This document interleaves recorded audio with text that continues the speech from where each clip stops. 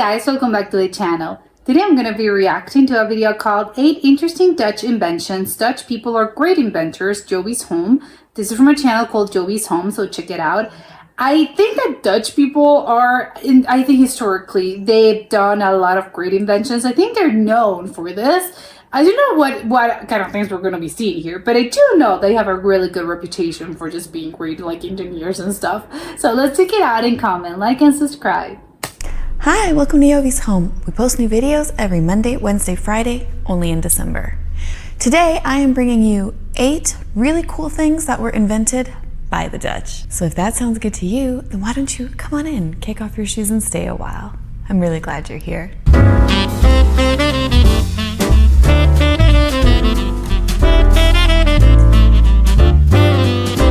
Okay, number 1.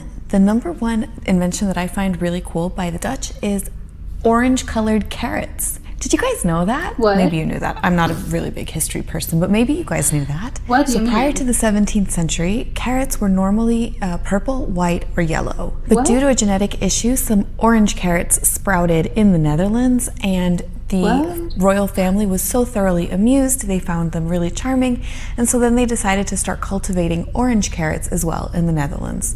And look at that now. Now everybody thinks carrots are orange. When you see something that is not, you're like, ooh, what a cool purple carrot. But actually, it should be the other way around. So thanks, Dutchies. I wonder if that's because I know that the royal house is called orange, which I would assume it means orange, and the national color is orange. So does that have to do with the carrots? What was it? Maybe the carrots were, yeah, because orange was the color, so the orange carrots came later, and that's why they were charmed. The most modern or the most recent of the designs is number 2. So number 2 is the stormproof umbrella. Now, if you know, it's this odd-looking umbrella that is meant to withstand winds of up to 100 kilometers an hour, and even has some little things to protect people's eyeballs from getting poked out. Really? I've never seen that. Because you know, if you've used a regular umbrella, those little bits are pokey. But so that was invented by a Dutch person, and I'm just going to refer to my notes so I can make sure to get his name correct. And his name is, you guys are testing me with the names. Here we go. Herwin Hogendoorn. How's that? Herwin Hogendoorn. Let me know. Dan will. I'm sure Dan has put it on the screen here for you guys. Lovely, like he always is, so you can see who it is, and not just have your ears assaulted by my pronunciation. So, thank you for that cool-looking stealth plane umbrella. The number 3 cool invention invented by a Dutch person, I personally want to thank, although he's long gone. But let's check his name. Herman Snellen. Sounds like snail. How's that? I feel like that might be okay. Herman Snellen. And he invented the modern eye test. So since I've been wearing glasses my whole life, I'm very familiar with that eye test with the big letter on top and then progressively getting smaller. That is a more modern version of the eye test that he invented in 1862. Oh my God, that's so old. Thank you, Herman. And yeah. I don't know why I thought that was Thanks to you, I can see. So number 4, the 4th invention that I wanted to mention today is the submarine, which was invented by a Dutch physicist. Maybe it doesn't surprise me because Dutch people are aware, they're surrounded by water. So of course they're really good at, like, I don't know, managing water things. Now, although the first design of a submarine was indeed made by a British person, the actual first movable underwater vessel was constructed by a Dutch person, and his name is, wait for it, prototype. Cornelis Drebbel. Of course his name is Cornelius. So Cornelis, how would you, hey, is there a nickname for Cornelis? Would you call them like Nelly? Lise? Corny. I don't think you would call him corny. I mean, if you do, maybe that would be a funny thing for another video. But anyway, Cornelis, he worked at the English Royal Navy, and he actually constructed a wooden vessel with a single layer of stretched and greased leather that he put over it. Doesn't seem right. That was the first submarine that... Oh, but it worked. Well, submerged vessel, and that happened in the 1620s. So oh my god, okay, that's incredibly old. You've enabled lots of underwater activities. I wonder if actually there was someone that was in it and that person survived, because that doesn't seem safe to occur. Now, number 5 is also a cool Dutch invention, but I don't know how thankful I am for this one particularly. Oh my god.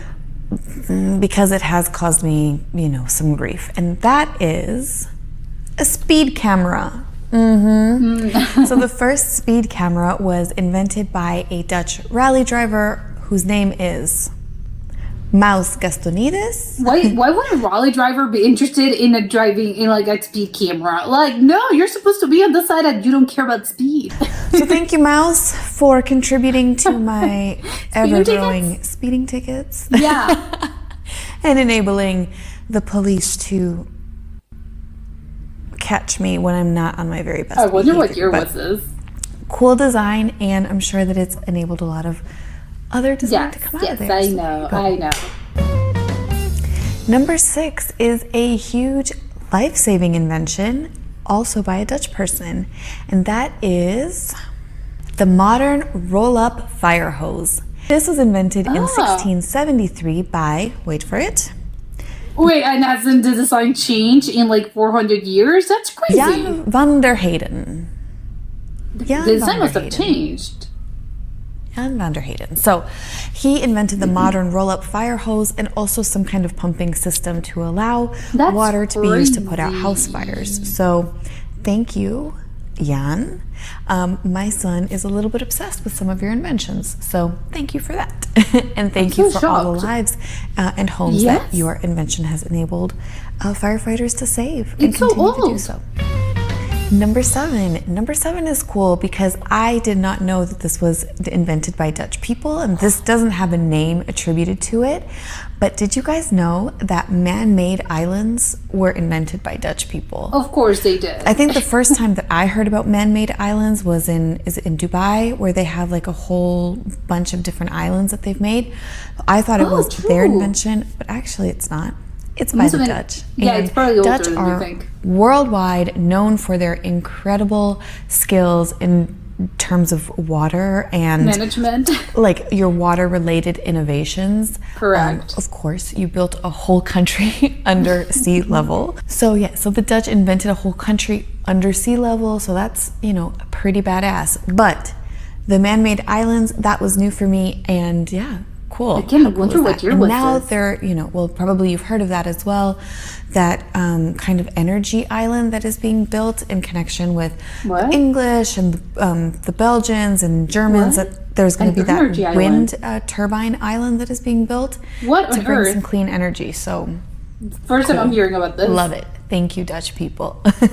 I hope you enjoyed this video. Thank you so much for coming over. I would love to know, what are your favorite Dutch inventions that I didn't list, because there were many, many, many. And also I wanted to thank all of the blogs and things that I was reading in compiling this list. I will have them linked below because, as I said, I'm not a historian, so this information is not mine. I don't own it. Nobody owns history.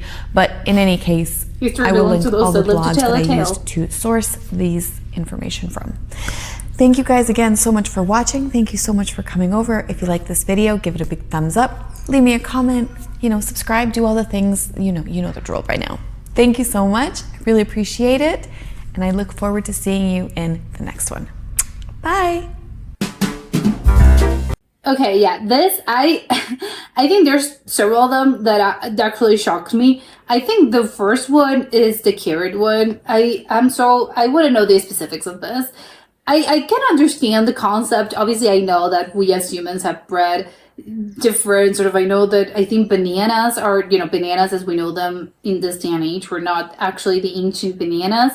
And I think that this is also the case, I think, with corn and other sort of vegetables, but I've never heard of the carrot one, specifically because I think that when I look at it, I think I've seen ancient bananas, well, sort of a diagram. Obviously, I haven't seen them in real life, but they were very weird. They were sort of weird looking. They weren't as, if you look at this, you would probably think, what is this thing? And so it's an ancient banana. But in this case, it's sort of, okay, so was the carrot the same, only that they were purple and they were not orange? So how come exactly how did this spread? Because I can understand, or I can maybe understand why the royal house, because again, I would also love to know what came first, the orange carrot or the royal house, the royal family being called orange. Orange. I think that's, yeah, it's orange. I know I'm gonna call it orange, but it's orange, I think. But what came first? Is it because of the orange carrots that they were so delighted by this? They were like, oh, royal decree, all the carrots must be orange because it's our color. And then how did it spread out? I would assume throughout all of Europe, and then it was worldwide. And how come we stopped growing like purple carrots? I'm so confused by this. I would love to know the history behind this because it sounds very interesting. I just think it's weird. How come? Okay, so we have them to thank, but at the same time, it's really funny because of course they did. It's orange. It's okay. If there was ever a country that popularized orange things and orange carrots in this case, of course it's going to be the Netherlands. Their country is orange, so of course. So it just makes me really, I don't know, it just makes me happy to think of this because I find it hilarious. The other thing is the stormproof umbrella. I have to admit, I've never seen that umbrella in my life, but I want to get one now because obviously I think if you've ever been outside on the rain, like in the storm, or when when it's raining and it's very windy, this is a hassle. And your umbrella constantly, when it's super windy, it gets a thing where like the umbrella breaks apart. Well, it doesn't break apart, but the whole thing, it makes like a cone shape and it's worthless. And you're like, oh my God, it's quite awkward. And it happens. Or, because of the wind, the metal thing can like poke you in the eye or like in the face. So I want to get one of these now. I'm wondering how come I've never seen them. But of course, if there was someone that I would expect to actually invent a stormproof umbrella, it's gonna be the Netherlands because again, I think they're very famous. Oh, it's constantly raining. They're constantly complaining about how rainy it is and how much of a storm they get. Almost never like sunny days are non-existent there. So of course, there's gonna be a Dutch person that invented this. But now I think this should be more popularized. I think in other places, can I get this on Amazon? Like, what's the thing? I wonder about the design because the design is it's really interesting. But I'm wondering how exactly does it? I don't know, because it looks like a normal umbrella technically. I mean, it's a little bit of a weird shape, but I wouldn't specifically, like if I saw this out of context, I wouldn't specifically say, oh yes, of course, this is a stormproof umbrella. It's just like a weird looking umbrella, and I would go around my day.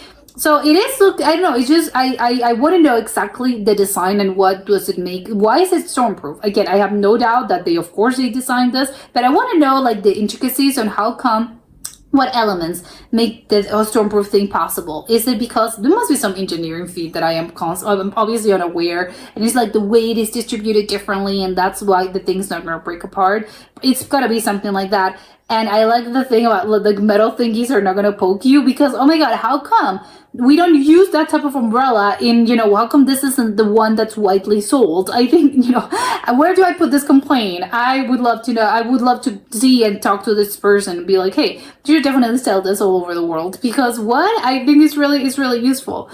The other is the eye test. I do not know why I thought this was maybe it was a newer thing, but to think of like the 1800s and people were doing the eye test and that has remained largely unchanged.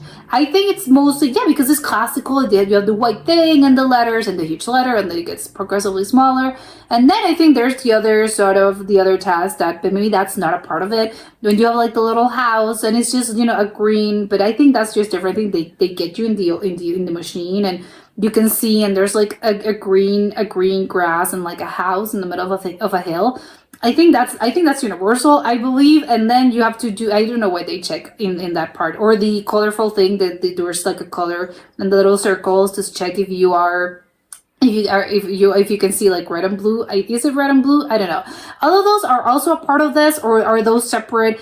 When did this came into the picture? I don't know. I have so many questions about the eye test thing, but I think I'm mostly wondering how come again in 200 years we haven't changed this. I think it's incredible.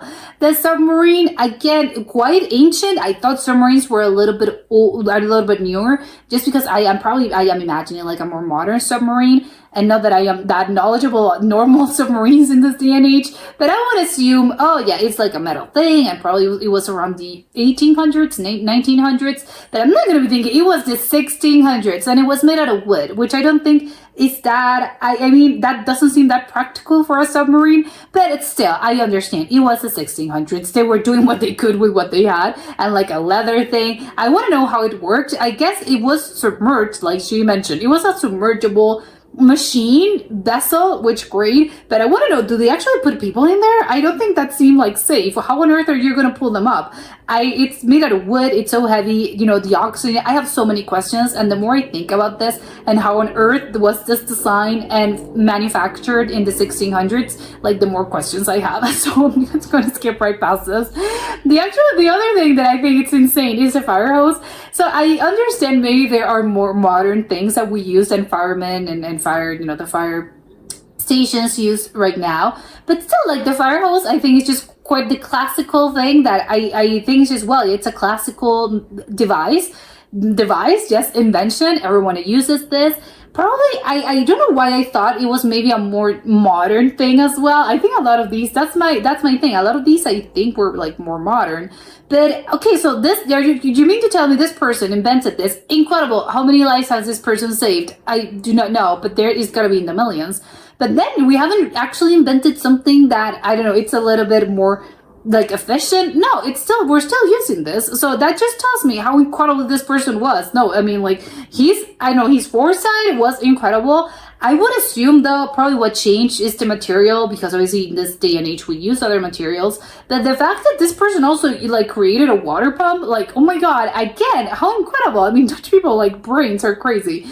In the man-made islands, which never ceases to like amaze me, because again, of course it's going to be the Dutch, you know, they're surrounded by water, they had to make a living, they had to work out something in order to make the country livable. So of course there's going to be the Dutch. Yes, I'm not surprised by the fact it was a Dutch person that invented this, but I want to know exactly like when specifically in history they invented this, and how did they do this. I think obviously the techniques have changed, and now it's probably more modern, and they do some things differently.